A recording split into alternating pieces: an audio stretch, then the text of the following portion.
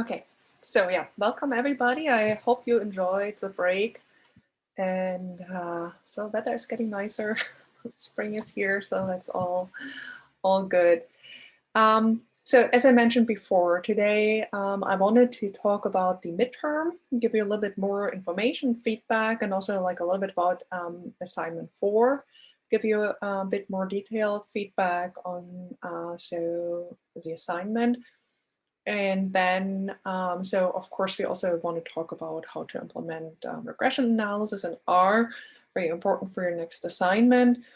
If I don't have enough time, so I mentioned that in my email already, so if I don't have enough time today to cover the R stuff, so I mean, the tutorial is online anyway, but so I will be around tomorrow after class. And for those of you who would like to stick around, so I will cover the topics as well. So I will talk about that or explain a little bit more, right? So what you need to do. Although the basics are actually not that hard. It's not really hard to do it in R. It's just a few lines of code. So the more I think the more important part is to really understand the output and so run the regression diagnostics. All right, so then tomorrow in class we will so recap a little bit. So I will remind you because it has been a while. So of the basics of regression analysis, and then we will be talking about the assumptions underlying inferences in linear, so simple linear regression, and so talk about robust regression, so what to do when the assumptions are violated. And if we have enough time, perhaps we can also talk a little bit about multiple regression. Otherwise, we'll reserve that for next week. All right. So I will start with the midterm, and so actually, I mean, most of you did pretty well.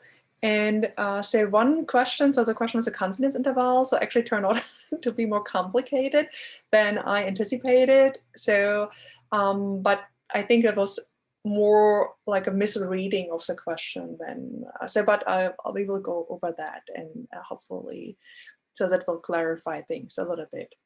All right, so, so actually let me start not with the multiple choice part, but with the actual questions.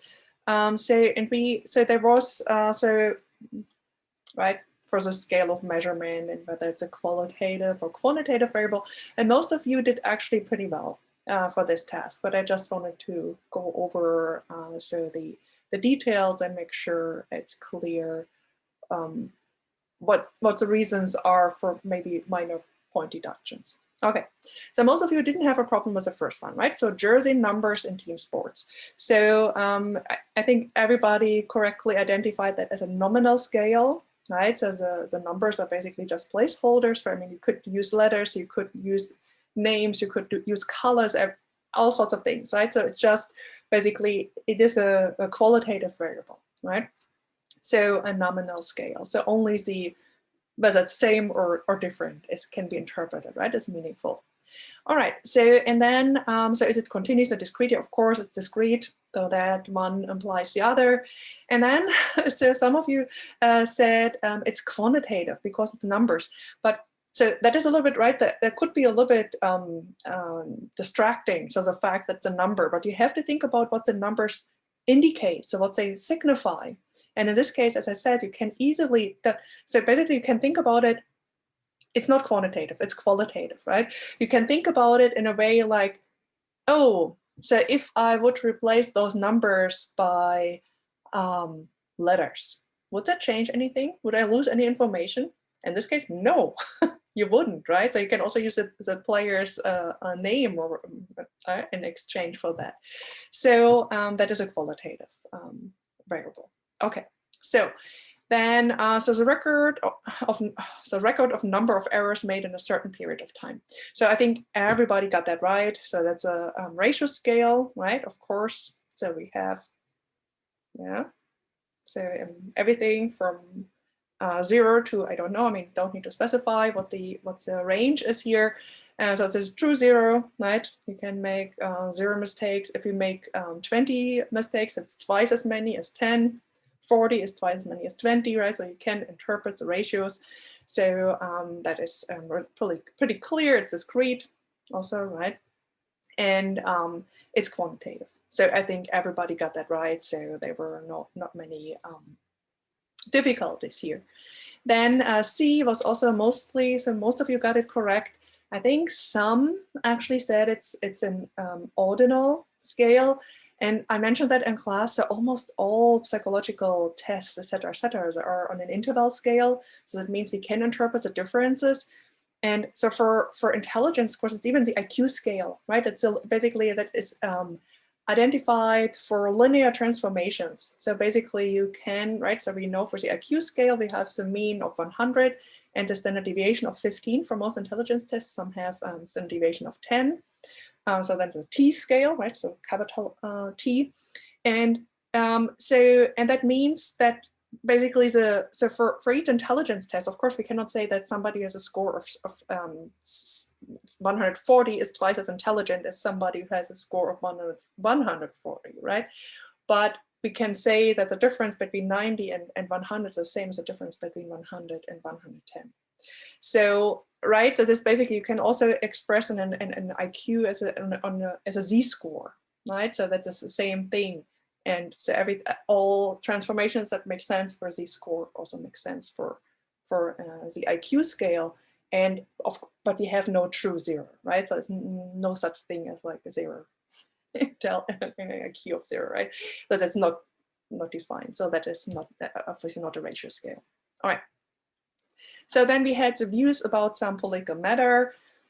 I think I would have given you a point, even if you would have said that is a nominal scale, I might have been willing at least to give you partial credits, but I think all of you got that right. So it's an ordinal scale, right? So we can say, so there is some ordering, right? So how much I actually agree, whether, right? So we can say if I totally agree, that is a stronger, that is a, so that is more than I mostly agree, and so that is more than totally disagree, right? So there's some order, some meaningful order to our values, and of course, so even if we would assign numbers to it, like 1, 2, 3, 4, something like that, so the distance between totally agree and mostly disagree would probably not be the same as between mostly disagree and totally disagree. So, all right. So that means it's not an interval scale, but at least there's some ordering aspects, of course, also discrete, and and both quantitative or qualitative would have been fine, because for the ordinal scale, it is actually not possible to make a distinction. It has both qualitative and quantitative features, so both would have been fine, right? Okay, so then that was a tricky spun. So Pearson correlation coefficient, no one got it 100% right. So it is an ordinal scale. It is not interval scale. So I cannot say a correlation of 0.4 is twice as high as a correlation of so interval. I cannot say the difference, it's also not ratio scale, but I cannot say the difference between 0.2 and 0.4 correlation is the same as the difference between 0.4 and 0.6. For example, as actually so if you think about it, maybe the easiest way is, so you have to think about how you calculate a correlation coefficient, right? So it's a sum of squared deviations. So it's not a linear transformation. And so so what you can interpret as a measure that is, you can either, so basically that is robust to linear transformations is how much variance is explained. That's a percentage of variance. And what is that? It's a square of the correlation, right? So if you, for example, have a correlation coefficient of 0.8, right? So that is explains 64% of the shared variance. If you have a correlation coefficient, I'm gonna have to find good examples. So now you have 0.5. So that is 25%, and then you have 0.4, and that's 0.16%. That is, sorry, 16. 0.5 is 25% explained. 0.4 is 16% explained. So you see that is not right. That is not the same. So the distance. So that's why, yeah. Pearson correlation coefficient, same for Spearman, it's ordinal. No, it's not interval scale. And then the SAT scores, this was also more, yeah, and of course it's continuous and it's quantitative, right? So that is also no question about that. So, and then the SAT scores, it was also mostly correct. They are interval scale measures, so they're basically the same as you have for an intelligence test.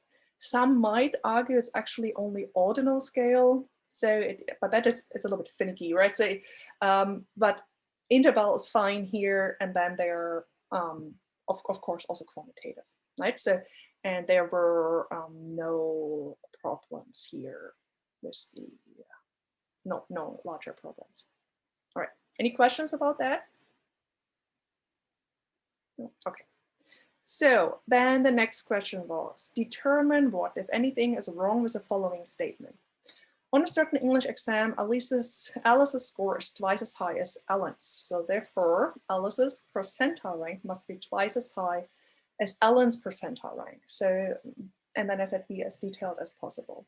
So many of you gave questions, gave answers that were either really correct and really good. So one was actually perfect, I have to say, close to perfect. But many of you, almost all, were like, and so the answers were going in the right direction, and I was really happy about that. So of course the statement is wrong. So, and the reason is that we don't know anything about the probability distribution or the frequency distribution of the exam scores. And that's what we would have to know if we wanted to decide how the distribution of the exam scores relates to the percentiles in the exam. And the statement is actually, there is one specific scenario where the statement is true. It's if we have if we had a uniform distribution of the exam scores. So that means, yeah, let's assume you have the exam could be from, doesn't matter if it makes sense or not. So you could have scores, possible scores from 1 to 10, right? So 1, 2, 3, 4, 5, and you have 20 students taking the exam, and then the uniform distribution means that you would expect so that 2 students, so basically it's the same chance of like, or same probability for each outcome, right?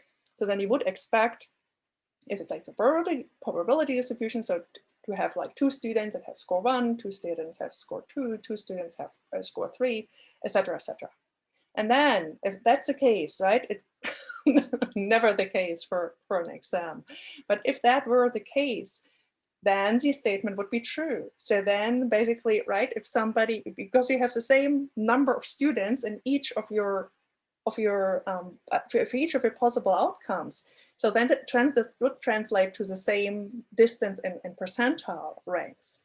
But actually what you have in most cases is not, right? So you will have, so the majority of that, you will have, maybe you have something like a Gaussian function, right? So a normal distribution where you have a much larger concentration of scores in the middle range, in the mid range, right? And then so you have fewer students that have either very low scores or very high scores. I mean, it depends on the exam. You could also have like a skewed distribution where almost if you have ceilings or floor effects, right? So almost all students have a perfect score, or was too easy the exam, or almost all students have a really low score and that was too hard.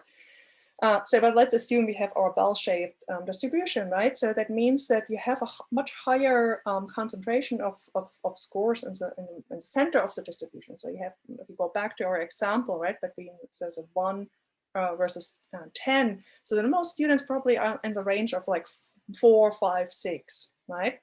And so that means that the differences, so whether you have score 4 or score 5, makes a much bigger difference in terms of percentile scores than having score 9 or 10, because right, if there's only one student who scores 10 and then the next has a 7, right, it doesn't actually make a difference that there are 3 points in between. So, and that is the reason why this statement is wrong, right? So we have to know something about the the probability distribution for the exam scores, right? Or way you want to look at it, you could say frequency distribution of some empirical thing, and then you can say how that translates to the percentile ranks. Okay, any questions about that? Yep, no, okay, super. All right, but as I said, I was really glad that so most of you got the idea, and so I was really, really happy, so good job. All right, so then question 13 was a tricky question again, so so I apologize, yeah, trapped. Not really. I try to direct you to point out the important aspect here, and so many of you sort of knew that something was wrong and or something was not quite right, and so your answers were actually correct, but you didn't really avoided answering the question. So everything you wrote down was correct, right, in your answer, but you carefully avoided to actually answer the question. So what do these numbers tell us about the amount of schooners, right? And I was like basically really hammering there on the, so, and yeah, so the answer is, it doesn't tell us anything about the amount, nothing. So, and those are, so the reason is those are not the skewness scores, right? This is not for the skewness, it's the z-scores for the skewness. So what does it mean, the z-scores, right? It's the same as for any statistic that we can calculate for a sample, any sample statistic. You can think about it like in the same way you think about the mean, right? So we have a sample, we draw our sample from a population, and we are calculating a statistic. In this case, the statistic is skewness, right? So we're calculating a score for skewness. You could calculate the mean or whatever, right? In this case, it's skewness. And so for the skewness, we have a sampling distribution, right? Again, same idea. If we would draw like an infinite number of samples the same size, would determine the skewness for each sample, we would have a distribution of the scores. And that's approximately normal distribution. So that's why what we do, what we're frequently doing, same thing as what we are doing for the mean, we are determining what is the standard deviation of the sampling distribution. It's our standard error for skewness. Yeah? So our basically the standard error for our sample skewness. And we divide our, and then we know, right, if basically our sample comes from a normal distribution, we know skewness is 0, right? So the population parameter or true skewness is 0. Then we also know that the mean of our sampling distribution is 0. So that means, right, we divide, so we don't have to subtract the mean, so we just divide our sample statistic or skewness by the standard error, and then we have a z-score, and then we can determine, so how many standard deviations or standard errors away from the mean is that score, and is it a likely or an unlikely event? So given the null hypothesis that this sample comes from a population that is normally distributed and therefore has a true skewness of 0. So, and if it's like 4 standard deviations away from the mean, so then we say, well, that is rather unlikely. But, and here comes the catch, the standard error depends on the sample size. And therefore, right, we can have like, if our sample is just, basically I keep telling you over and over again, right, for all these measures as a z-scores, and if we just have a large enough sample, so then basically any deviation from normality will be significant. We can get a ginormous z-score because our standard error becomes so small, right? I mean, in reality, no distribution is really perfectly symmetrical. Right, so that is it's a theoretical concept. So you always have some amount of skewness, yeah, kurtosis or whatever. Question is it reasonably close to this assumption? So, and if I have a sample of like 100,000, yeah, even the tiniest bit of skewness can result in a really big z-score, right? And that's why it doesn't tell us anything about the amount. It just tells us, right? Is that a likely and unlikely assumption under so a result under the null hypothesis? Yeah, does it? So was it a little bit trapped, and so I apologize. And was, yeah, so many, as I said, so many of you were basically writing the right all right things about it, but so you're basically sort of avoided so the question. All right. So then, so next question was also really good. So most of you got it right. Of course, so suppose researchers want to estimate the IQ of children who have a twin brother or twin sister, and let's assume so the population is just 100 children, so there are 50 pairs of twins. And you can administer 30, so test to 30 children in total. And then, so each time they choose a child at random, they also select the twin. So is it a simple random sample? No, of course not. So you were absolutely right, because yeah, for the first sibling in the pair, yes, so that is a random. So they have basically then so basically for this first step, so all children have the same chance of being selected. But then the sibling has a 100% chance, so the probability is 1 of being selected as well. So that reduces the overall probability of the twin to be selected to 1 in 50 rather than 1 in 100. So yeah, so it's not a simple random sample. However, would it be meaningful for this research question to actually have a simple random sample? I would say no, right? Because if you basically throw all the, in this case, right, it's 100 is an artificial thing anyway. So because normally you're asking a research question about a population that is much, much larger. So where you basically have a very small, negligible chance to select siblings if you would pick the children randomly. But if you wanted to do that study, and if you wanted to estimate the IQ of children who have a twin brother or twin sister, it would actually make much more sense to draw I'm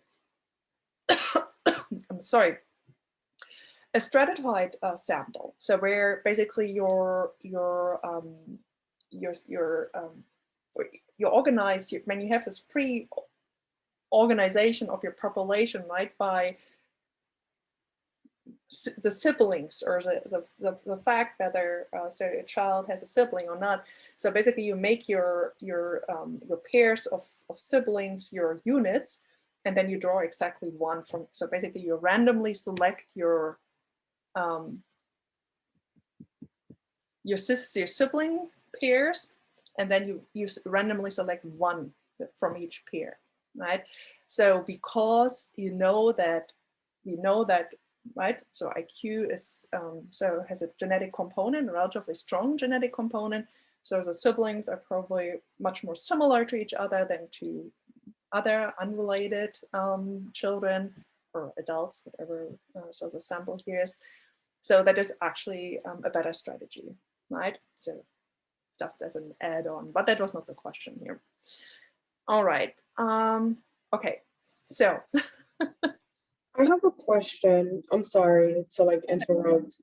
I'm like going through with it with you, like the exam, because I like, and I'm like, wait, I don't even see my own response.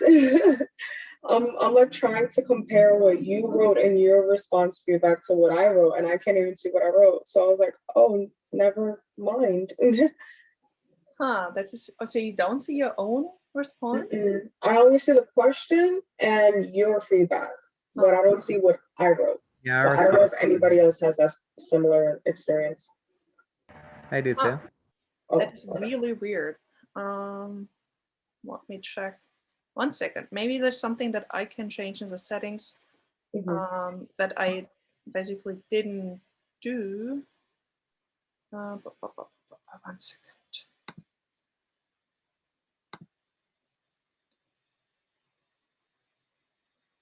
All right.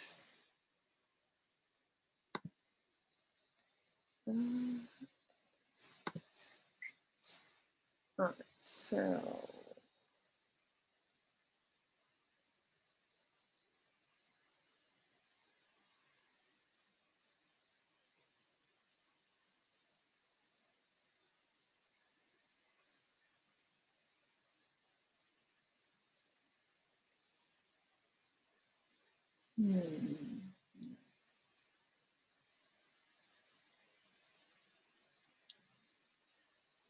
maybe it's that the submitted thing right there.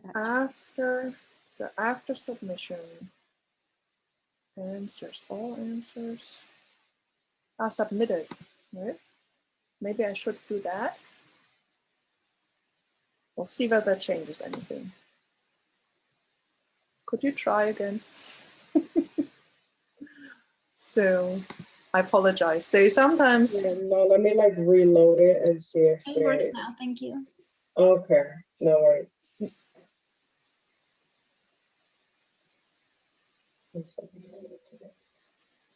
did that change anything? Oh, okay, selected answer, okay, I see. And then my selected answer is what we wrote, right? Okay, So no, that worked? yes, it worked. Yeah, I see my responses, Okay, okay, I thank you. apologize. So all right, Thank I you. thought, yeah, I'm sorry. It is. I was working off of memory what you were talking about, and then this particular question I do not remember at all what I wrote. So I was like, I need to say something. Okay, 1 second. Let me also show you the correct. So maybe then for the multiple choice, if I do correct, so then make it let's. The multiple choice shows us the answers, Okay. and like why we got it wrong, like our selected answer, and Okay. oh, I see what you mean. Yeah, the multiple choice is selected answer, and then just the answer choices, but not the correct answer. Never mind. Okay. So now that should have changed too. I hope. Yes. All right. worked. So, yeah, sorry Okay. for leaving you in.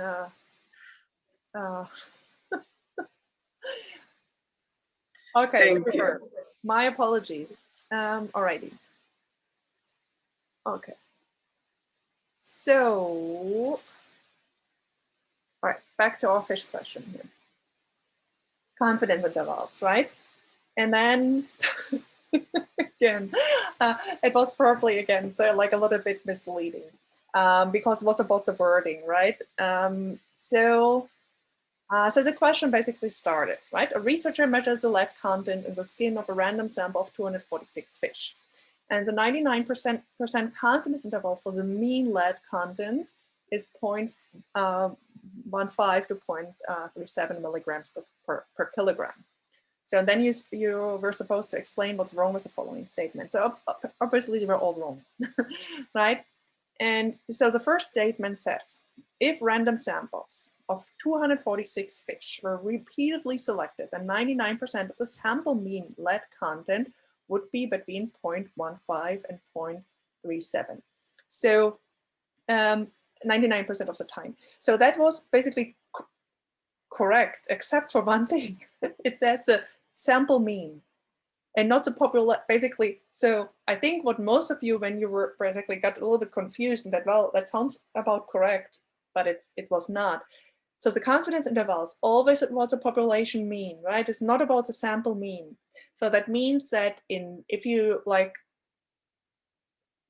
calculate the confidence intervals for your samples, then in 99%, those confidence intervals, which are different each time, right? So it's never the same, they're different each time. So 99% of those confidence intervals would contain the true population mean, right? So that is what a confidence interval means.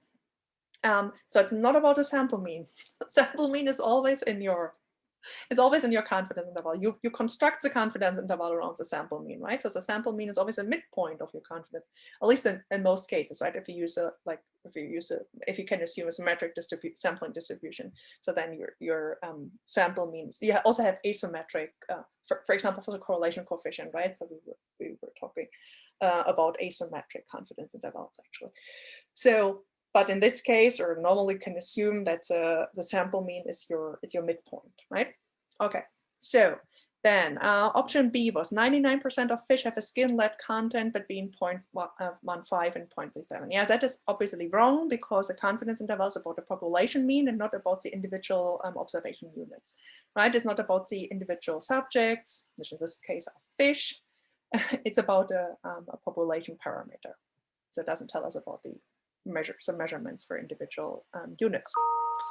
Okay, so then option C was we can be 99% confident that the sample mean is between 0.15 and 0.3. Yeah, I mean, we know what the sample mean is. We have our sample, we can calculate the sample mean, right? So we can be 100% confident what the sample mean is, right? So again, not about the sample mean. And then, so D was if we repeatedly sampled the entire population, then 99% of the time the mean would be between 0.15 and 0.37. So if we sample the entire population, all fish that exist on this planet, then our sample mean is necessarily the same as a population mean. Yeah, if you have or like make it easier, if you have a population of only 100 fish in our pond, right? So it's our population. We want to know what the lead content is, and we repeatedly sample all 100 fish. Then our mean, our sample mean, is the same as a population mean, and will be the same every time we are doing it, right? So that's what's wrong with this statement. So again, was maybe a little bit, I think, just misreading of the terms, but I hope that becomes clear. So again, confidence interval about the population parameter, right? It's not only about the mean, also you can have constructed confidence interval for all parameters. So it's about the population parameter, some true underlying population parameter. And so what your confidence level tells you is basically, if you did if you drew X number of samples, the same size, you would get a confidence interval that is different for each of these samples. And then it means, right, 99%, 95, 90, whatever your confidence level is, of those intervals would contain the true population mean, but you don't know which ones, right? So for an individual one, you cannot, we don't know, we just, right? So, all right, and then question 16. So question 16, the difficulty here was less about so that you understood what actually is shown here. It was more about sometimes the answers were too sparse. So it was a little bit better for the first plot. So which shows, I mean, right, there were like 4 points. So a little bit, yeah. Has to be a little bit meat to your answers, right? So what is the red stuff here, right? That's a frequency distribution. So what does that reflect? It reflects something like the number of cases in each right? So range here for your some arbitrary scale for your data. And then you have the superimposed normal curve, right? So it shows you the basically the density. Yeah. So that so basically your expected probability of those data came from a normal distribution. It tells you, looks, as far as you can tell, right, looks pretty normal, right? So I mean, this thing here, who knows? Okay, and then so for the QQ plot, and I say I will repeat that. So you get another question in your final. The QQ plot, please try to understand what it means. It is super important. So, and so when I'm asking you, please explain what you see in the QQ plot, then I want you to tell me explicitly. So not only, oh, they're on the straight line or they're not on a straight line. I want you to tell me, how do they deviate from the straight line, and what does it mean and why? Yeah, so here in this case was easy. So they were basically more or less on, right? So there was not much deviation here, but also in the assignments. I mean, so what I mean, some of you mentioned that, right? So we have a few, perhaps like a few outliers here, but it's also to be expected, right? If that's a normal distribution, that you have like a few extreme values at the end, at the lower, in the upper tail of the distribution. So it looks pretty much normal here. But, right, I mean, in this case, it's really hard to tell, but so because there's so little deviation, but let's assume so that your sample quantiles would be like here, much larger than your theoretical quantiles, right? So, and also you have that in the upper tail of the distribution. So it means both in lower tail and upper tail, you have values that are larger than would be expected if your variable would be normal distributed. Then it basically just means that you have a too high a concentration or too high of a probability of the data, right? So in the left tail to be larger. So that means, right, it's a positive skew, yeah, because you have too few data in the left tail and at the lower end of the distribution, and you have too much, right? So you have a longer right tail. There are too much extreme outlying values at the upper end of your distribution. Then should be if that's a normal distribution, right? And again, so I always find it helpful to think about the QQ plot so in very easy terms. So think about it as you have a sample size of 100, right? So then you have a first, you order all values from the smallest to the largest. Then you have for your first value, that is your first percentile, right? And then you know for a standard, for the standard normal distributions, the first percentile, to what z-score does this first percentile correspond? So how many standard deviations away from the mean is a first percentile? Right? So it's basically this, it's a lower tail. And how does it correspond to the how many standard deviations away from the mean your empirical value is? Is it more or less, right? And that is basically what you're plotting against each other, right? And I want you to understand that, right? So if it's for data that are positively skewed, right? So it looks like a curve, right? It's curved basically. So convex, concave, I don't know. So it's curved upwards. For negatively scored, it's curved downwards. But so don't try to remember that, because the axis could be flipped, right? And then it's exactly the other way around. Whereas for higher or lower kurtosis, it's more like an S-shape curve. But I don't want to remember these general, like, right? I want you to understand it so that you don't have to rely on these mental images, right? So, but you understand what's depicted in the figures. All right. So you mean focus mostly on the outliers of the end of the two extremes of that plot? No, focus on where the data deviate from a straight line. That's what I meant. Okay. And then tell me, in what direction do they deviate, and what does that imply? Oh, okay. I see. Why? What is shown? Yeah. You have to understand what is shown in the plot. So that is really important. Okay. Yeah, I mean, yeah, I was just thinking more general, because I didn't know it was that specific that you wanted it. Okay. All right. That makes sense. So here it was, as I said, it's relatively straightforward, but at least explain to me what is shown in the QQ plot, right? So if I say explain to me what conclusions you can draw, then at least I want to have some basic explanation. What is a QQ plot? So what is shown here, and what can I infer from it? And then, okay, so the Shapiro-Wilk test here. So W was a test statistic, which is, in this case, I mean, we haven't talked about the theoretical assumptions or the theoretical duration of the test. So more or less, you don't know how W is calculated, doesn't matter. So W is a test statistic, so the p-value here was the important thing, right? So what is the p-value? That is just the probability, right, of getting a test statistic. That extreme, if the data come from a normal distribution, so this probability is pretty high, so it's consistent with maintaining or keeping the null hypothesis. The data are normally distributed. Okay, so that was the question part. And then multiple choice was also mostly good. All right, so let's start with the first one. So which of the following statements are correct?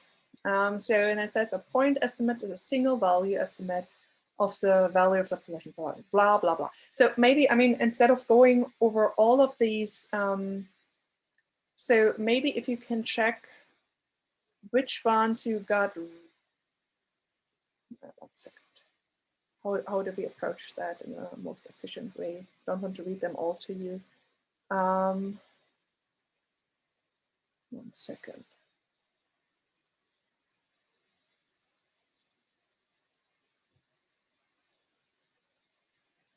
And they're also presented, actually that's maybe not the best thing. Let me exit my, because I want them to be shown in a consistent order. One moment. Shuffle them for the exam.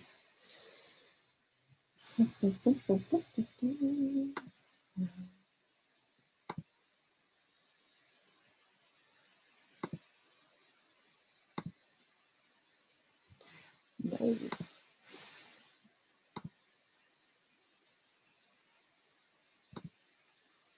Right. So, oh, that's better. Okay. So a point estimate. So a point estimate, yeah, is of course a single value estimate. What's just the difference between point estimate and interval estimate, right? So a point estimate is single value, single number, yeah, of the value of a population parameter, of course. Yeah, so that's what we're always trying to estimate. Our population parameter, we can either have an interval estimate, like a confidence interval, we can have a point estimate, right? So which is a single number, a single value. All right, so, and then we know our point estimate can be either biased or unbiased, can be efficient or inefficient. So, all right, so, okay. And then I think all of you got that right. So which of the following statistic is least affected by outliers? Of course, the median, right? So which of the following statements of Pearson's correlation coefficient is not true? So yeah, Pearson can be used as binary variables. So I mean, we have talked about the biserial correlation, right? And the so also I think it's at least in the slides of as a phi coefficient, which is basically just the Pearson correlation coefficients if both variables are binary. So yeah, it can be used as binary variables, and that's why C is wrong. Yeah, it's maybe a little bit hard because of double negation, right? So which one is wrong? It cannot be used as binary variables as wrong because it can be used as binary variables. Okay, right. So for example, on the point biserial correlation, there's nothing but the Pearson correlation coefficient. Then one variable is binary, right? And then you can so if you have the if you use a biserial correlation coefficient, you can estimate what would be the true Pearson correlation if basically we would take away this artificial dichotomy in the second variable if it's an artificial dichotomy, if, right? All right. So for Pearson's, because I remember a while ago you said that Pearson correlation can be ordinal scale, right? When it deals with specific data, it could deal with other types of data, like it could be with ordinal data, interval data, all that stuff, or what? I mean, yes and no. So Pearson, I mean, theoretically, you just call it a different. And if you do Pearson on, if you do Pearson on ordinal data, then it's Spearman. So, yeah, right? like when I saw ranked data, I thought ordered data and I thought Spearman. So I think that's what threw me off. Okay. All right. So all right. So what did I want to say? Okay. Let me just. So in a survey of 1,300 American high school students, 32 of the respondents reported that someone had bullied them in school. Which term best describes the value of 32%? Yeah, I think all of you got that right. I think nobody got that wrong. Of course, the statistic, right? So it's a characteristic of the sample.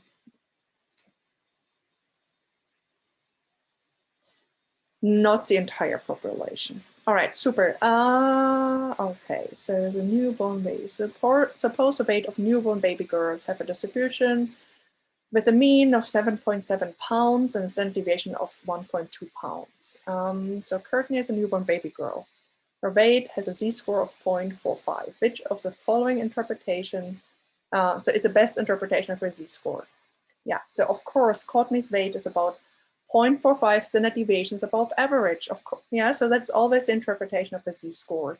Yeah, the z-score tells you how many standard deviations above or below the mean a score is. So a z-score is basically translate z-score, calculating a z-score means you're translating your unit into standard deviations. So a z-score always tells you how many standard deviations away from the mean is your score. And since it's positive, right, it's 0.45 standard deviations above average. Was also, I think, pretty, I don't remember that anyone got that wrong. Okay, so in the past, I remember any spots. Aha, okay, good. So also confidence interval here, right? So a random sample of men and women answered the question, are you a member of any sports club? Sports clubs. Based on the sample data, 95% confidence intervals for the population proportion who would answer yes are 0.13 to 0.19 for women and 0.25 to 0.33 for men. Based on these results, you can reasonably conclude that, I mean, yeah, A is obviously nonsense. So the correct answer here, so B is also nonsense. So the correct answer here is C, right? So there's a significant difference at level, so alpha level 0.5 that so the proportions of men and women, so that there's a significant difference, right, in the proportions of men and women belong to these sports clubs. And the reasons is that the two confidence intervals don't overlap, right? So that means, yeah, again, 95% of the cases, the confidence intervals contains a true mean for this population. And so that also means that 95% of the cases, so the true mean, so that would be a result basically, so if a value, so you can be 95 or only in 5% of the cases. So you would have something where you're, oh God, yeah, let me start over. So it is very, very likely that, so the true mean, population mean for men and women is different, right? Because you have these areas that with high probability contains a true population parameter, and they don't have any area that overlaps. So that means you can conclude, because there's this mutual relationship, right, between the confidence interval and the significance test, you can conclude that the two population means are truly different. Yeah, because if you would basically do what the same thing is that what you do in a significance test, in a t-test, you just collect samples, right, of men and women. Then you collect for each, if you calculate for each sample the so the mean for women and for men, and then you calculate the difference, and then you look at the so the distributions, right, and that is the same as in green as you do as you do when you determine a confidence interval. So you can conclude from that there's a significant difference between the proportions of men and women, right? So whenever these confidence intervals do not overlap. It's a little bit hard to explain if you don't have, you cannot draw or sketch. Okay, so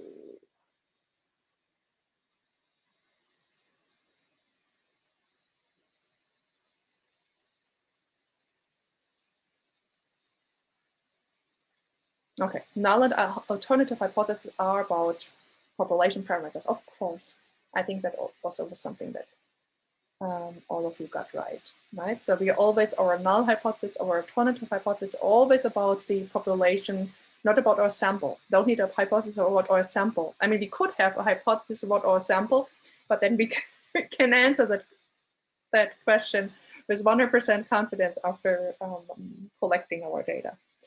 All right, so, all right, a hypothesis test is done in which the alternative hypothesis is more than 10% of the population is left-handed. P-value is 0.25. So which statement is correct? Yeah, so first one, obviously nonsense. So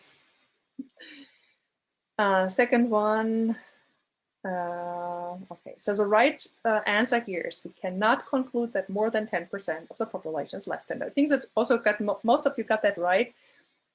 So yeah, of course, so it's basically, so our hypothesis is that no more than 10% of the population is left-handed, right? So it's either less or 10%.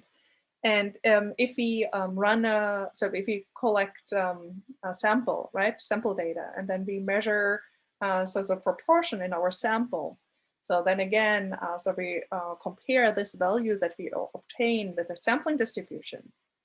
And so the p-value tells us how likely is it if the true, right, if the true percentage is 10% or lower, how likely is it to get that result?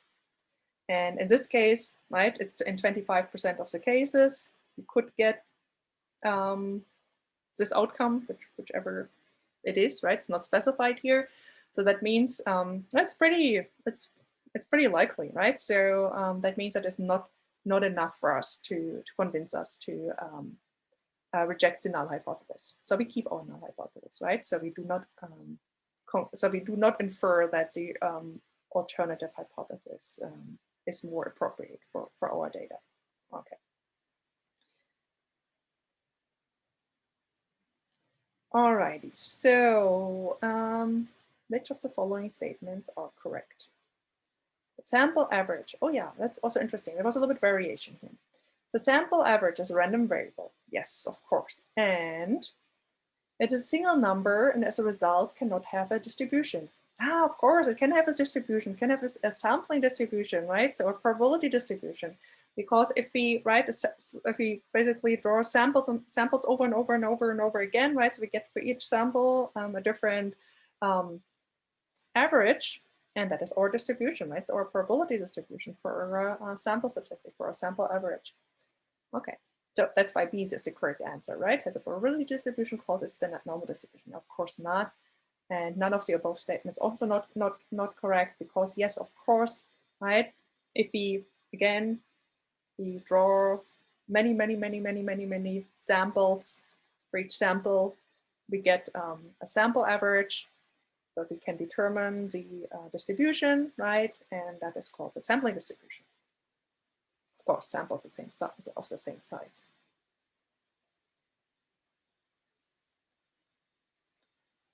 Okay, and then the last multiple choice here was under which of the following circumstances is it impossible to construct a confidence interval for the population proportion? And then the proportion is translated to mean. So a non-normal population distribution with a large sample and an unknown population variance. Okay, super. So for this says has a key word here. It says large sample. So that means, so if it's a really large sample, so we can assume that the central limit theorem kicks in. So that means we can assume approximate normal distribution. So fine, we can construct our confidence interval based on the normal distribution. Okay, so B, a normal distribution, a normal population distribution with a large sample and a known population variance. Yeah, that is super, right? So we know we have all the ingredients here that we need, right? So we have a normal population, perfect. We have a large sample, we have even more than we need, right? If we had a normal population, we can also have a sample of 1. So still normal, we have still would have a normal sampling distribution. So a normal population with a large sample and a known population variance. Super, it's fantastic, right? So we have everything we need. So certainly in this case, we can construct our interval. So then C, a non-normal population distribution.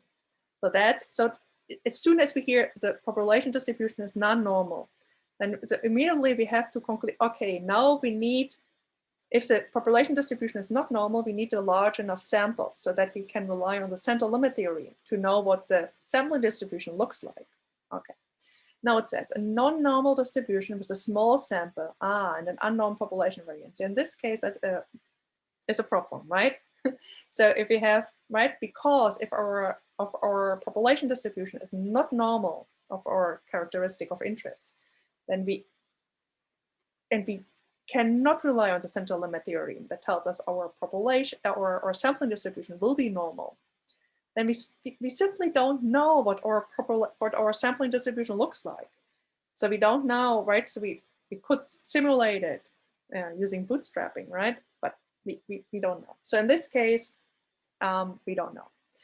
All right, a normal population distribution is a small sample and an unknown population variance. Again, if our population is normal, then our sampling distribution will be normal. So no problem here. Okay, yeah, does it make sense? All right, so here the central limit theorem does not help us. So that, and we have an issue here. You could, I mean, if you said, well, it is possible to construct a confidence interval for the population proportion under all the above circumstances. If you tell me, well, maybe I should have given you the option to say something. If you say, well, we can still bootstrap the confidence interval. So then that would have been, F actually would have been the correct answer. So if any one of you, and I'm willing to give you an extra point, if any one of you chose, just realize it while I'm reading it, if any one of you chose F with the idea in mind that we can bootstrap the sampling distribution, then I will give you a point for this question. So let me know. Okay. All right, any questions about that? No? Okay, super. Then let's just check assignment 4. Yeah. So, all right. Oops. Okay. Just a few things that I wanted to say about the assignment. 1 second. Oops.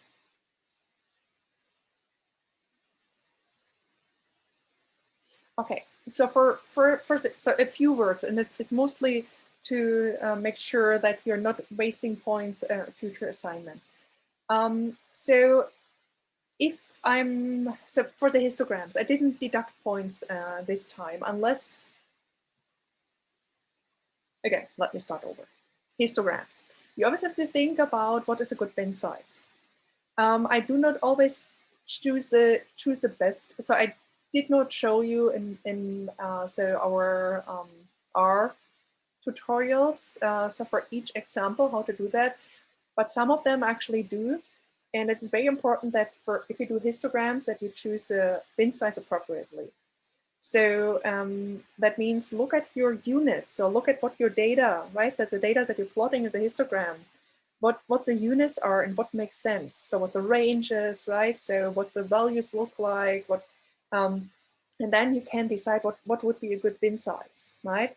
Or bin width. So and you can, so either you can directly define the bin width in the units of the variable that you're plotting, or you can also define the number of bins. That's another way of doing it, right? So, and you can just try to experiment a little bit with these two parameters and choose something that is appropriate. So here is what I wanted to say. I did not deduct points except for one group which chose the bin size in a way that it was impossible to tell what the distribution is like. So because the bins were just too wide. So make sure I was not overly critical, but make sure if you have future assignments and you test the assumptions and how the variables are distributed, make sure that you choose the bin size or the bin width or the bin number in a way that it's meaningful and appropriate, right? So, okay. But so apart from that, so it was here, and so for assignment 4, there were fewer problems with the R code. It was more about if you lost points, and it was more about you did not explain. So you did not explain. So when I say, yeah, so it says here, explain your results. Explain your results, and please do it. So that is very important, right? So the main reason for this exercise was not that for you to learn how to type a command 8 times, yeah, or print it out and copy it in a Word document like 8 times. The reason why I let you do that for all these variables is that you actually look at the different distributions and understand them and interpret them, right? And tell me what does this look like and why, and what can I tell from this histogram or from this QQ plot, right? So and that's why I had you do it for all of these variables, yeah, not to have you replicate the code 8 times. That is completely meaningless, right? I really wanted you to look at the distributions and to tell me what you're seeing and why, right? So what do these plots tell you? Okay. I'm sorry to like cut you off, but to backtrack with the bin width, how do we determine how big you want them? Like, I don't know, I guess if we have like an instance of like more than 10 or something like that, more than 10 bars, then the bin width would be small or something like that.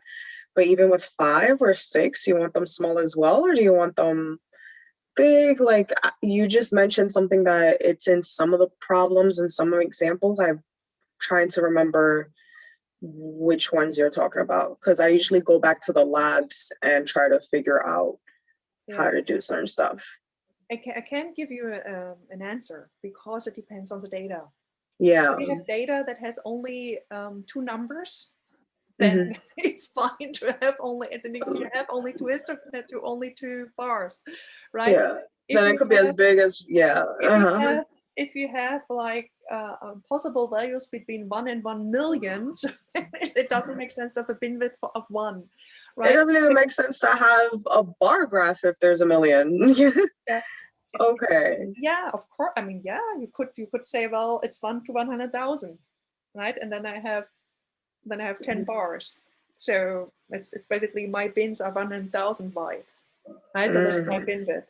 So you basically have to look at, sometimes it's just trial and error, right? So you look a little bit at your data, with you maybe look a little bit at the descriptive statistics, what your range is like. Look at a few values, right? So the head of your data frame, and then get an idea of what it looks like. You can also plot this, yeah. Some other, right? You can do a scatter plot or whatever, right? To get a box plot, so to get an idea of how your data are distributed, and then so you decide what an appropriate range is, right? It's basically, or think about it. I think I wrote it as a recommendation or feedback in this one. Think about it. I would ask you to draw it by hand. So make a histogram by hand, and then think about how you would plot it. So how you would divide the data into like different, right? How you would cluster the data. For example, if I would give you a sample that in this data, so in this other data set, right, where you have the height or the weight.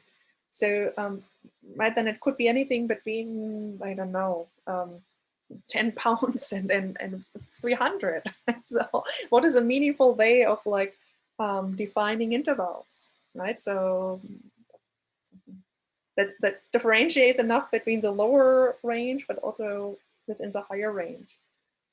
And often it's some compromise. All right. So okay.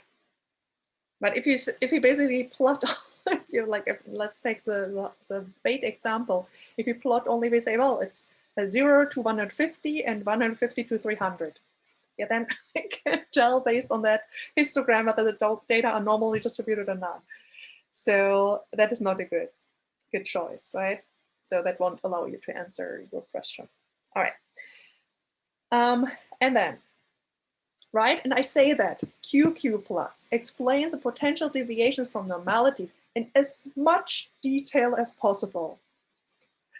Right? So I don't know how to stress that more, right? So I should make it bold or 3 exclamation marks. So explain it as much detail as possible. So then please do it. and I said, I will do that again. I will ask you again. Will be a question on the final. So explain the QQ plots. What you're basically, when you start with, what am I looking at? What is on my x-axis? What is on my y-axis? So what is this? Why do I want the data to be on a straight line? What does it mean? So what does it mean if they are larger, if they're above my straight line? So the empirical quantiles, right, compared to the theoretical quantiles. And how, what does it mean if they're above the line in both the lower, it's the lower end of the distribution and the upper end of the distribution, right? So given that my data is the theoretical are plotted on the x-axis and the theoretical on the, and the empirical on the y-axis. Yeah, I want you to explain it to me, and I want you to convince me that you understand what you're looking at. And if I say in as much detail as possible, I want a lot of detail. I mean, I am a very detail-oriented person, and if I have a statement like that in my question, so please write as much as you can. And almost always, like I can guarantee you, almost always the questions are too short, as the answers are too short. So I'm not sure. So there's some, it's also some bias, because in Germany, as students, we rather have a problem with students are writing too much. So it's too detailed. I actually have to remind them to be more concise. So often they're writing everything they know, right? And then not really answering the question. It's more like a pick the right aspects here that might apply to the question you were asking. So I feel like in the US, more pragmatic. So it's a little bit more, right? So so being concise is not a problem. It's sometimes just a little bit too, too condensed. So, okay. Alrighty. So then with the z-scores for skewness and kurtosis. So some of you actually went an extra mile and were actually calculating so the standard error by hand. So using formulas from the internet was fine. So I mean, it's totally fine, more work than I anticipated. So you could have used the output from so the PESTEX from the Sykes stats. No, what is it? It's StatDesk, sorry, function. And that provides you with this measure so for both skewness and kurtosis, the 2SE, right? And that means you just would have to multiply by 2. So, and then you have the one standard deviation. So basically it already gave you the value, but I mean, it was fine. So unfortunately, so I think one group made just an arithmetic mistake. So I mean, we used the right formulas. Then there was like a minor arithmetic mistake. So I think I didn't deduct much for that. But so actually you made yourself more, you created yourself more work for yourselves than what was necessary. But it was fine. I hope, I mean, it wasn't, I think it was beneficial. So you learned something and the idea was correct. So you certainly got that right. And I think I was going on when we were talking about the exam, what the z-scores mean. There was still a little bit of misunderstanding and some answers, I think. I hope that is clear now. Yeah, so what the z-scores for skewness and kurtosis reflect. Yeah, so I hope that everybody, let me ask you the other way around. Who feels confident that they understand that now? So the difference between the z-scores and the statistics themselves. And that the z-scores are for the sampling distribution. Sorry. I think that's a bit clearer now. Yeah. Okay. I think I also had an idea of it on the midterm. I just didn't know exactly how to explain it properly, perhaps. Yeah. Yeah, I guess lost in translation, because I feel like I know it in my mind, and then when I write it down, it does not translate to the stream of consciousness of what I have in my mind. So I get that, Matt. Yeah. but yeah, so stick to that mental template, right? So, and always go back to the mean, because I think that's the easiest one to understand, right? I mean, I'm more of a visual person, so I imagine the z-score and the normal distribution curve bell, and I could visualize z-score, means, standard standard SD, the standard deviation, and I just imagine them all together. I'm like, okay, z-score represents how many standard distributions are in the. I'm like, yeah, I'm rambling, but yeah. Yeah. If you know what I'm talking about as far as the visual, then you know what I'm saying. So it's just very important to know exactly what distribution we are talking about.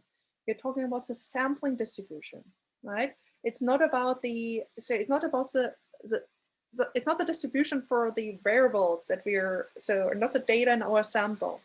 It's a theoretical distribution, right? If we would, right, and that sample is just one realization. We have one skewness value, we have one kurtosis value, and we're comparing that to the theoretical distribution of all these skewness and kurtosis scores that we would get if we would do that over and over and over and over again, right? If we would draw these samples.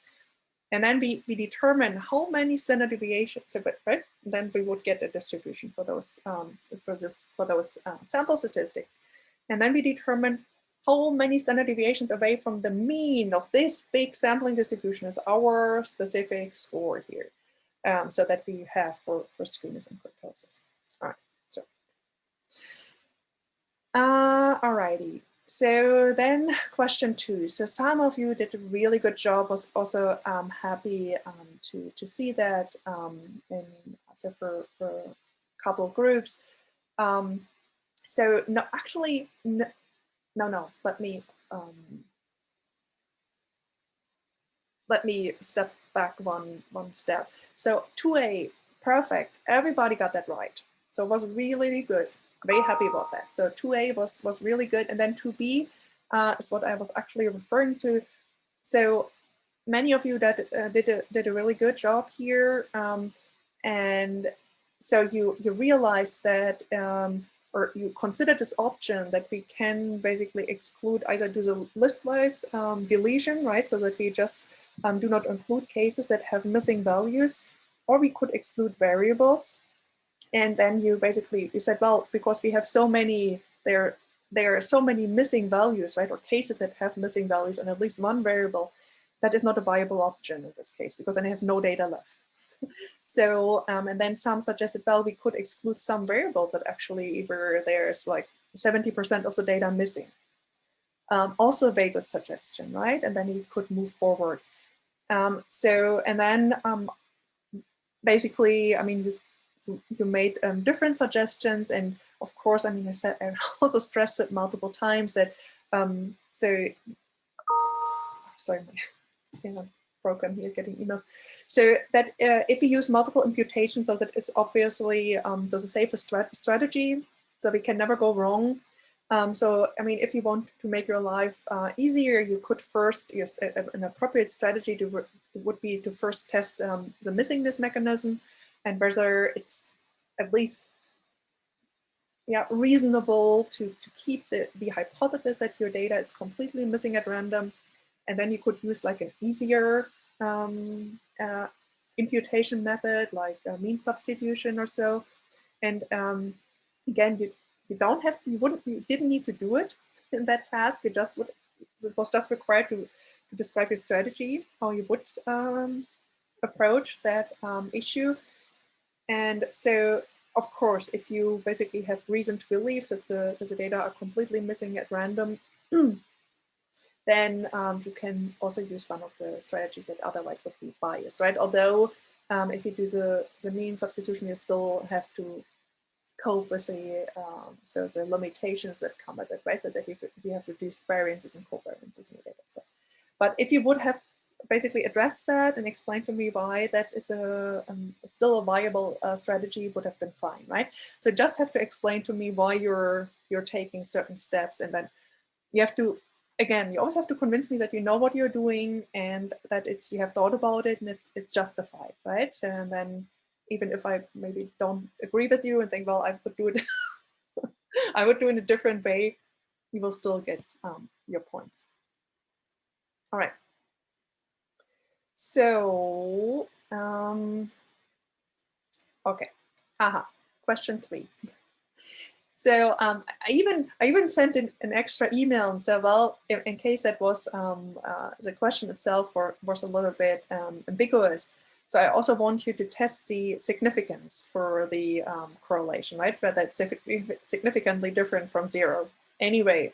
So otherwise you can choose whatever method you would like, right? So you can calculate a correlation coefficient of whatever kind for your data set, right? As long as you're not planning to make any inferences or calculate confidence interval, you feel free to do so, right?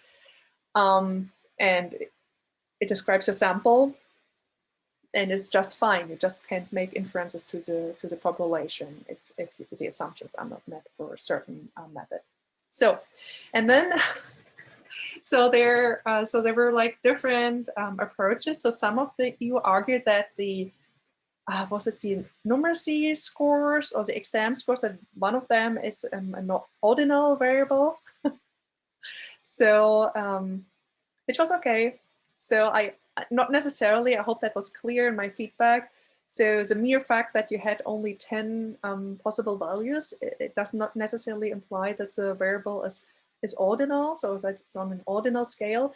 The question is whether they're equidistant, right? So but in this case, I mean, we never have the information. So we also don't know, because we never, right, for these data sets that we're working with or for these tasks, we don't actually know how the data, in most cases, we don't know how the data were collected, how they calculated the scores, or how they actually ended up at the values.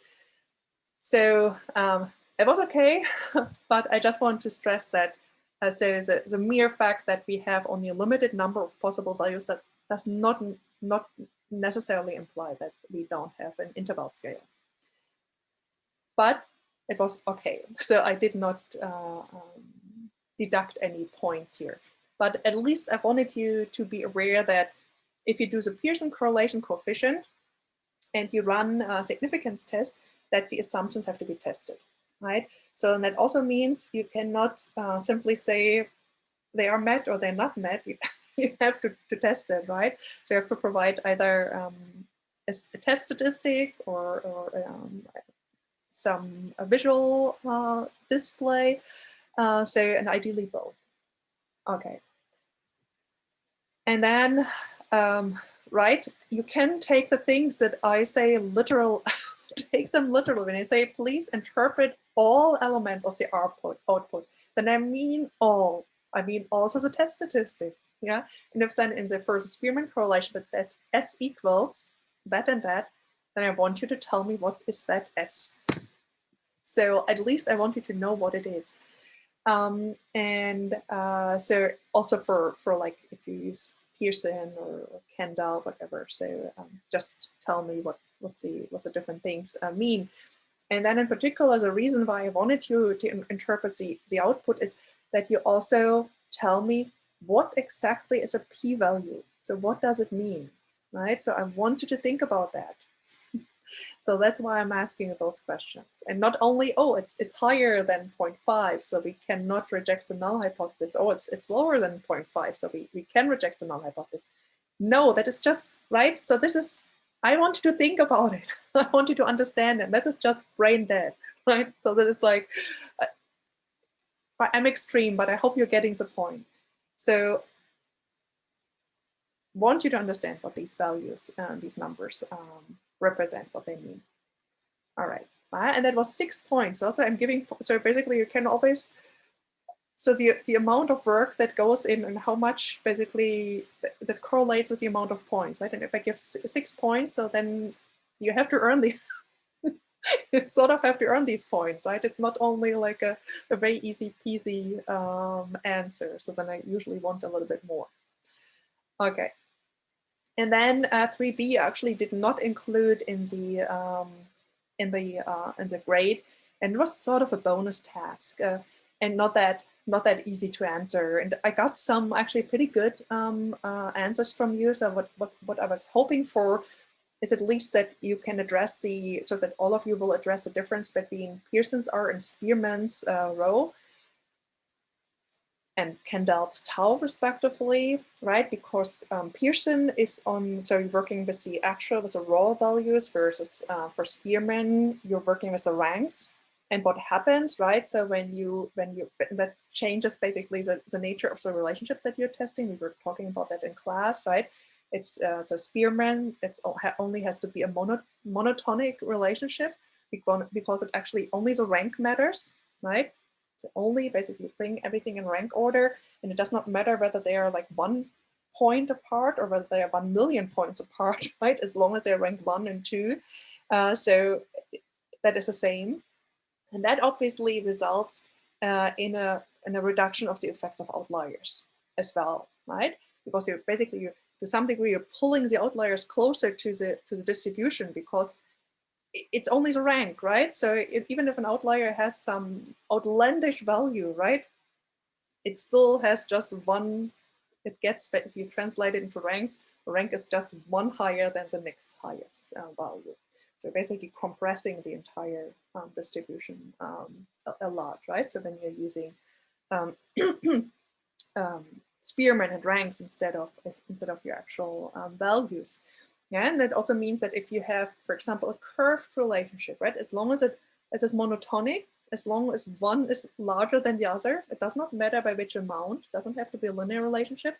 You can have a perfect association between the 2 variables, right? As long as the order is the same. Okay, so that was what I was hoping to see in every end. It was harder to actually bring Kendall into, so basically also consider Kendall and why so the value for Kendall is different. In most cases, it's lower than for both Spearman and Pearson, not always. And the reason is, but that I agree, so that, or admit that was a bit harder and required some Googling probably and doing your own research. So the reason is that so you basically can express and that's something that Kendall did. So I did not expect that in your answer. I'm just telling you now, right, to give you a little bit more background. You can actually see all 3 correlation coefficients as special cases of one more general correlation coefficient, right? So that is actually what Kendall did, for example, published a paper on that.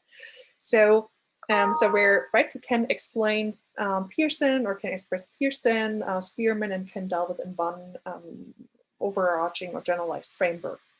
And so what these correlation coefficients basically take into account, all of them, is 2 things. It is the, so whether, 1 second. So it's basically whether, so it's the number of discrepancy and concordances, right? So if you compare all possible pairs of observations, and it's a degree to which they differ. And so only Pearson takes both measures into account, right? You could say, well, but Pearson so compares only, so basically Pearson it does not actually do these comparisons for all possible pairs, but we're always looking at the distance from the mean, right? So we are looking at the difference to the respective mean. But I mean, what you can think about it that way. What is the mean? The mean is just, right? The mean is just the sum of all individual values divided by the number of cases. So it means you can easily re-express the Pearson correlation coefficient in terms of all, basically instead of subtracting it from the mean, you can subtract the value from each individual, right? You can just express it as a sum of the differences from each individual observation, right? And then of course you have to divide it by the number of observations. So, and that means, so you can relate all these coefficients to each other and express them in basically a similar way of thinking about it. And so whereas Kendall takes into account only if it's concordant or discordant. So Pearson obviously also takes into account not only whether they're concordant or discordant. discordant or concordant, but also how much they differ from each other, right? So the extent of the deviation. Spearman is somewhere in the middle because it's on ranks, right? So it's taking into account the extent of deviation. So for all pairs in terms of ranks. So that's why you typically have this order, right? So Pearson is taking so most of the information from data, but it's also sensitive to outliers, right? So Spearman is somewhere in the middle, and Kendall is actually taking using less information that is theoretically available if you have variables that are on an interval scale, right? Then you could. Okay. Well, I hope that makes some sense. So I try to basically also in your assignments to write that down, this general rationale, yeah. So not sure whether, but if you have questions about that, I'm happy to give more information. But at least the difference between Spearman and Pearson is something that I would like you to understand and to know why they're numerical differences. All right. Okay. Any questions about that or anything that is unclear regarding future assignments? All right. Super. And then, so yeah, keep in mind, I want to hear a lot and very detailed information. So don't waste points by being too short in your answers. All right. Okay, then let's talk a little bit about regression. So simple regression in R. 1 second.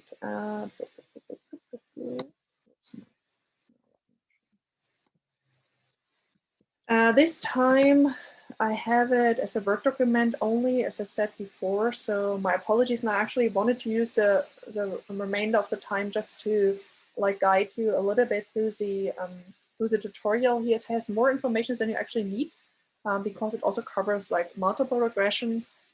But so as I said, so the R basics are not that hard.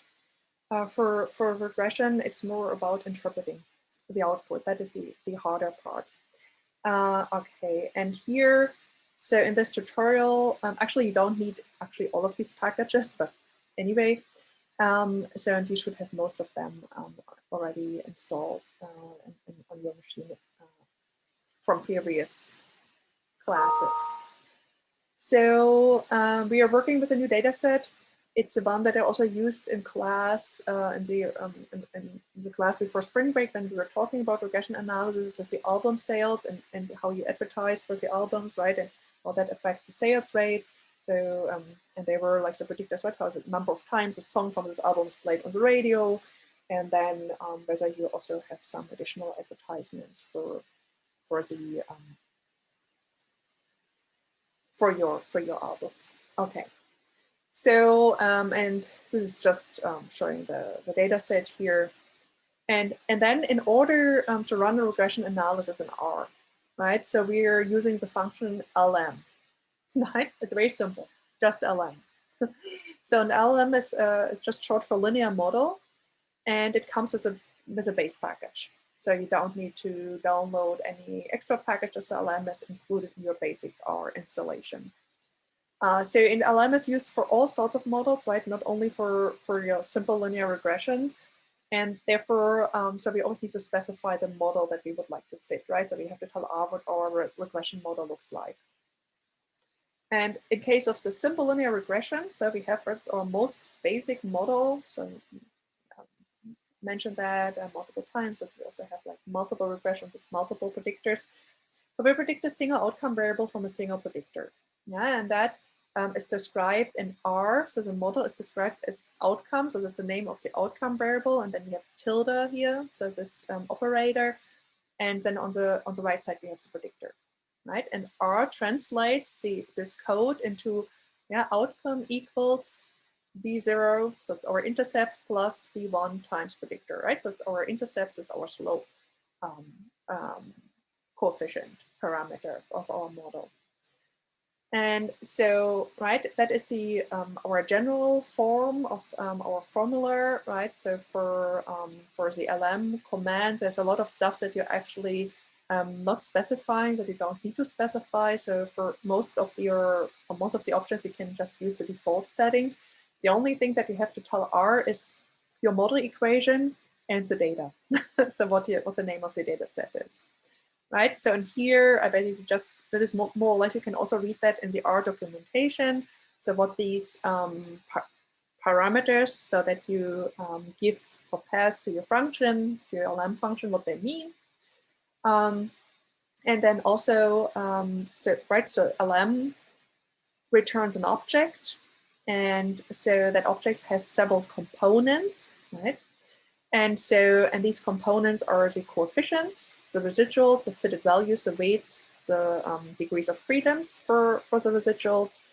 So you might, if you request that, so that's the outcome variable that it was used, that is a matrix of the predictors that was used.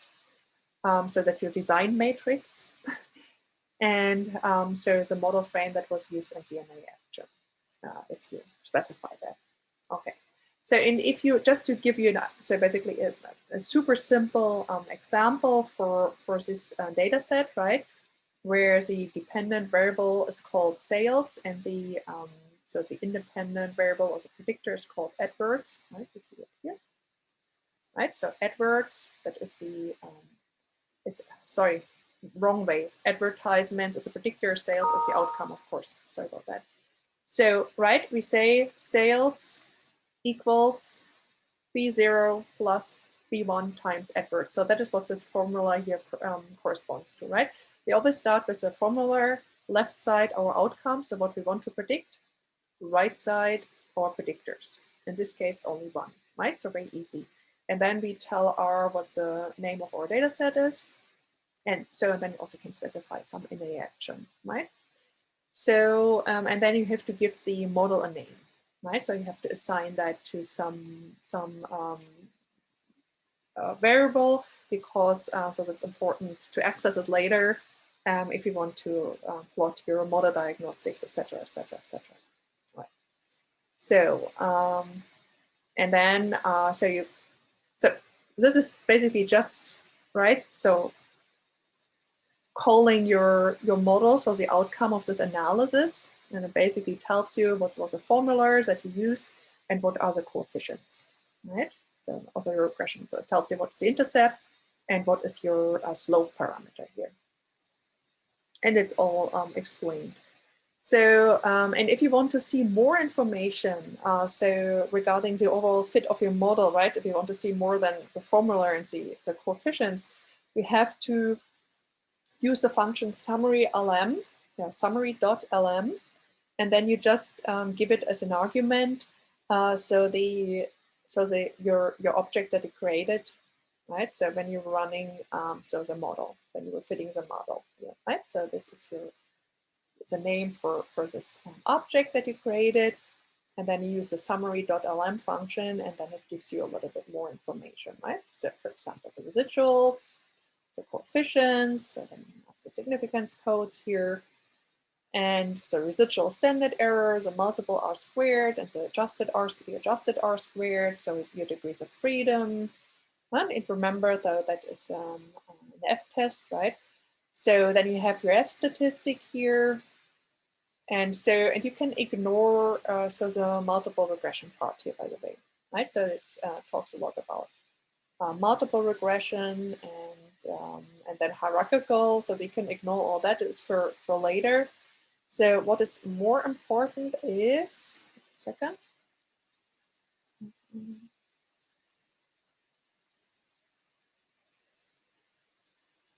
Sorry about that.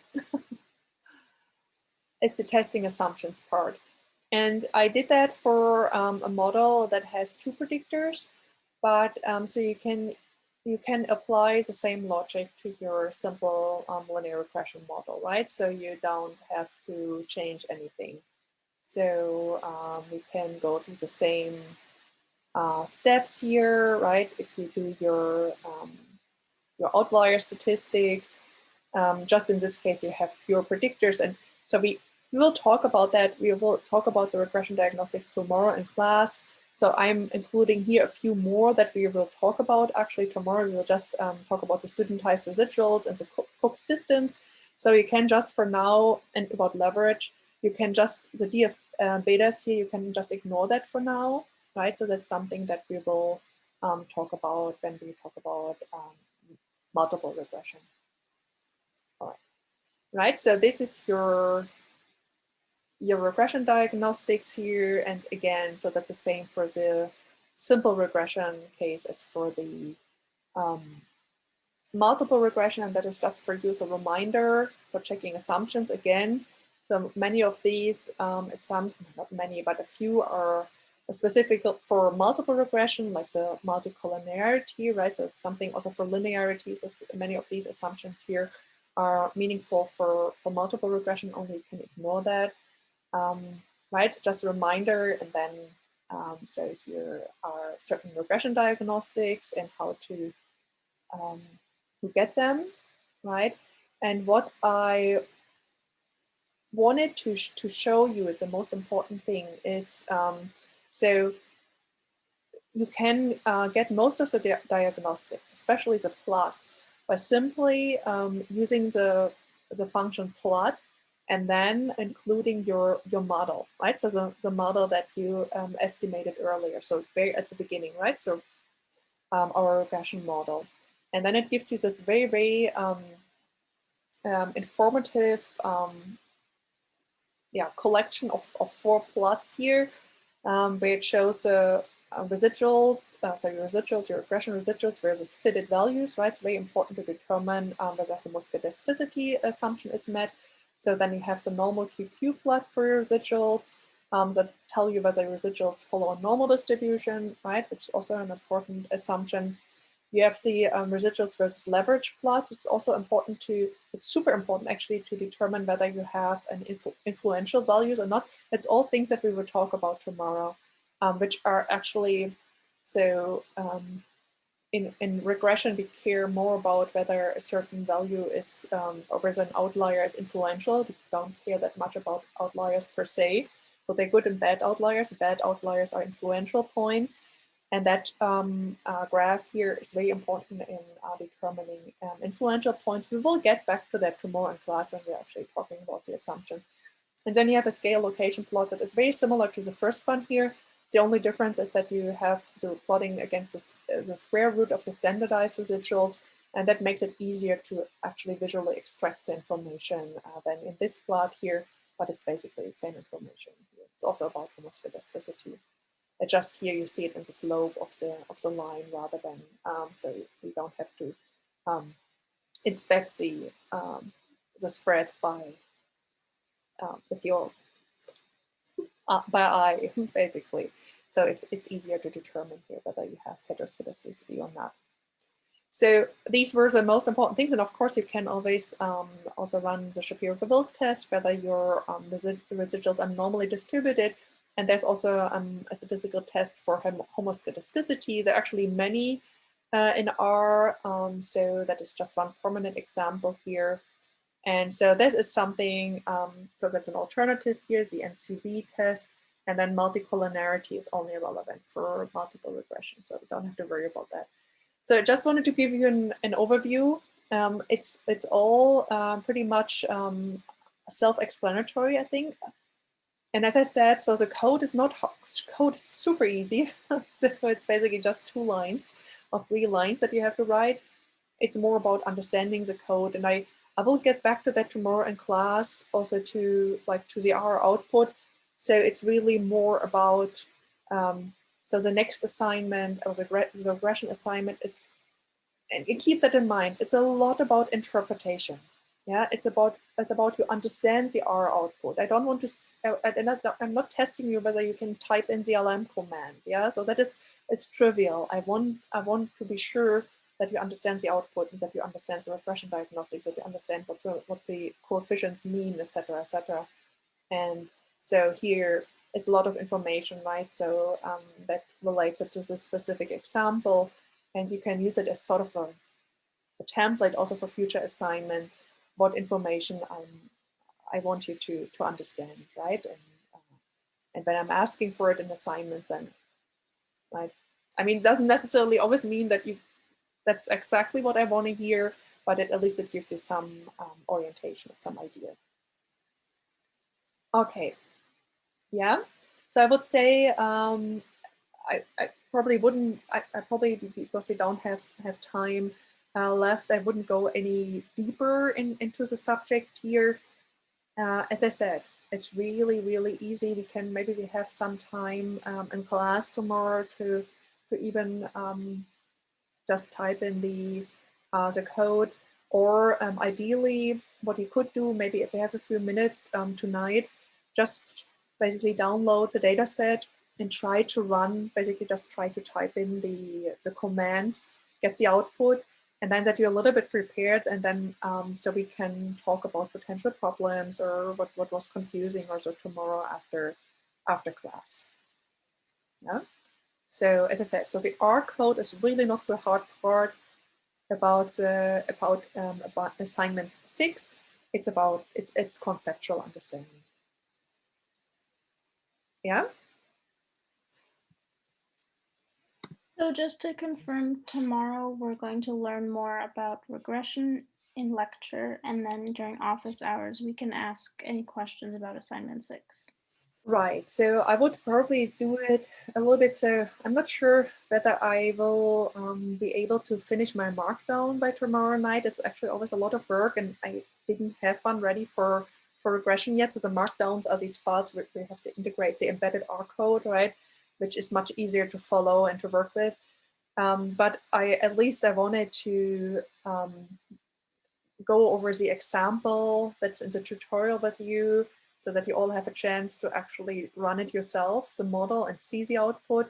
And then if you have like additional, of course, if you have questions about assignment 6, then you can ask those questions as well. But I also wanted to actually give you a chance to run the model and see the output and ask me questions about more basic things, perhaps. Great, thank you. All right. Any other questions? No? All right. Yeah. Any last minute questions about assignment 5?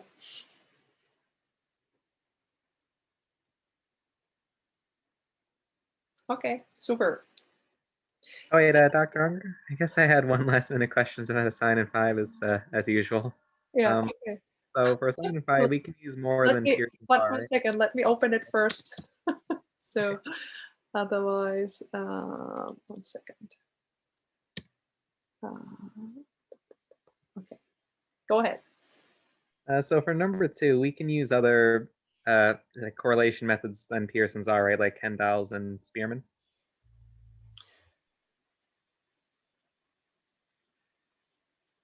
Oh, yeah, no. So basically, yeah. So I said for now, assume that the underlying assumptions have been met. So you can use Pearson. So that was my idea, right? So just assume that the assumptions have been met and that you can just use Pearson correlation. Okay, that makes sense, because yeah, when I looked at the data, it looked like the assumptions were being at least slightly violated just at a glance. So I figured, oh, maybe we could use Spearman's or Kendall's, but the wording made it seem like Pearson's was the preferred method. That was the idea, right? So that you basically just ignore the assumptions for this task and just use Pearson. Okay, thank you. All right. I mean, that means if you have done everything already, Spearman or Kendall, so it doesn't mean you have to revamp the entire assignment. But the original idea was to use Pearson. So we can leave it as Spearman's if we already did Spearman's, right? If you did it already, so then it's okay. But so So for future reference, right, if I say you can assume the assumptions, all assumptions have been met, you can always use the most informative or the most restrictive method, which in this case is Pearson.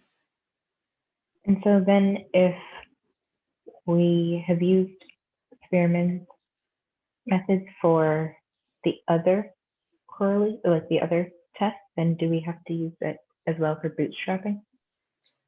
So that is no. So you can use whatever. Wait a second.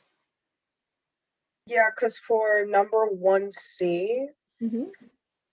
I was tempted to use Spearman, but then I ended up using Pearson because in the question itself it said Pearson. Right. So I was like, Sorry, okay. for C, I was confused for a moment. No, C explicitly says so find the confidence interval for Pearson's R. But for 2, if we decided to do like bootstrapping, there's like I've seen there was other methods of bootstrapping like cater towards Spearman. So I was like, oh, I didn't know that. So I mean, I think you're making it overly complicated. Okay. For 2, you just have to calculate your Pearson correlations. If you have done Spearman already for all, fine, and that answers the question using your output for Spearman. But you don't have to do any bootstrapping for 2. So you can, and then bootstrapping for Spearman and Pearson is very similar. You just change basically the argument for the formula that you're using to calculate the correlation coefficient. You just specify Spearman instead of Pearson. Okay, so yeah, so if you basically are already completely done and you have done everything with Spearman and under 2, fine. Yeah, so it's more, it won't change the nature of the task.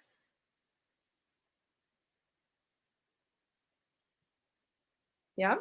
I couldn't find any information about effect sizes for Spearman's rho or Kendall's tau. The same. Okay. So they do exist, but it's just not as popular as Pearson's. You can interpret them. You can use the same. It's arbitrary anyway, but you can use the same ranges.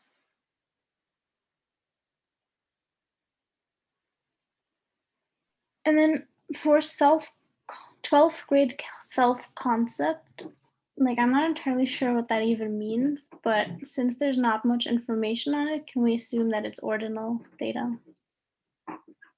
So for the, wait a second, which question 1 compare family size and 12th grade self-concept.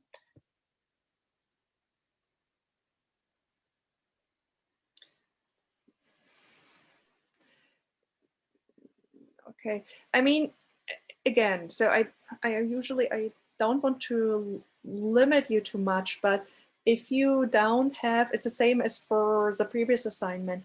If you don't have any evidence that suggests otherwise, so if you have more than, so obviously a dichotomous variable, so if you have 1 and 0, that is always, you can always interpret that as an ordinal variable, for example.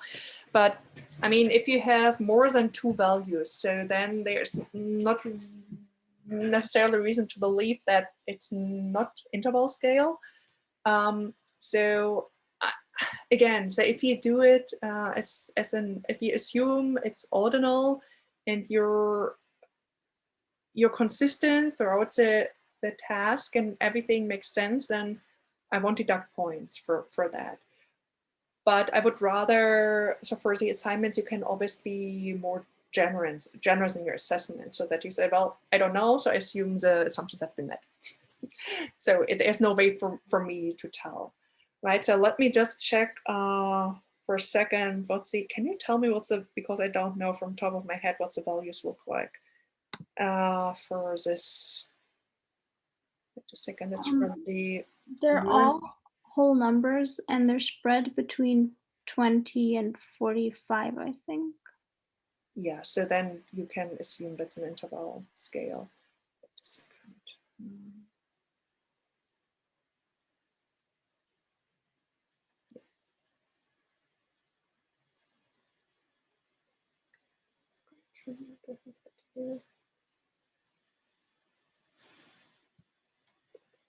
I'm just checking 1 second.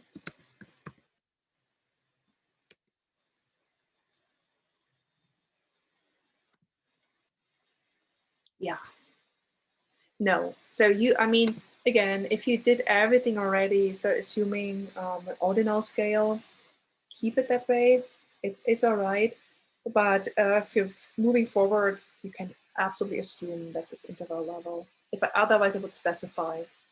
So I will tell you, I would give you more information, right? If there's no other limiting, then no other thing, or other information that makes you conclude that it must be ordinal, you can always assume the higher assumption has been met. Okay, got it.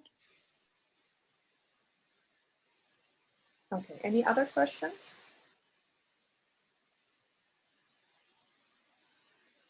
Yeah, don't forget, it's not 0.05, it's 0.01.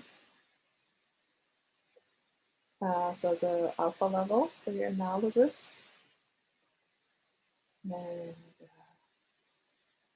okay. And then again, right? So to avoid, so if you say describe its nature and magnitude, so then I would probably want you to say more than 2 words. So, right? Tell me a little bit about it. I mean, obviously, you cannot write a paragraph about that.